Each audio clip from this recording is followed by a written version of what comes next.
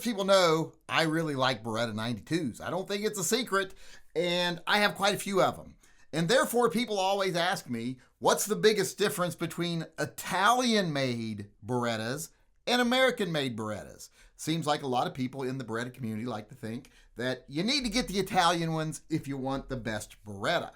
And people come to me and say, is that true? What are the differences? So today I want to take a moment here and go into great detail all the differences between the American-made Berettas and the Italian-made Berettas.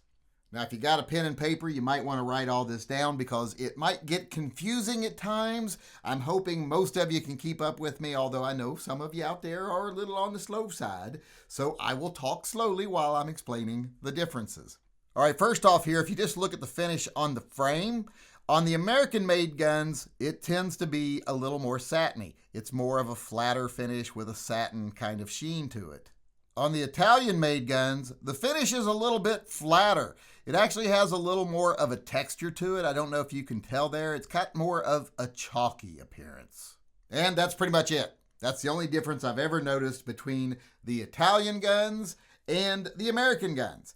And I currently own a couple dozen of these, so I've looked inside a lot of them. And I don't think it's an exaggeration to say I've probably taken apart, worked on hundreds of Beretta 92 series guns in my life.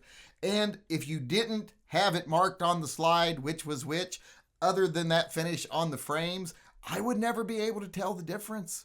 They're exactly the same. In fact, I think the American-made ones use a lot of parts that are just shipped over here. So they probably would be the same. I think they do some finishing over here, some assembling over here. And I do think nowadays they do manufacture some of the parts over here, but they do it using the same methods and materials that they use making the ones that they produce in Italy. So they're pretty much identical, like I said, except for that finish on the frame.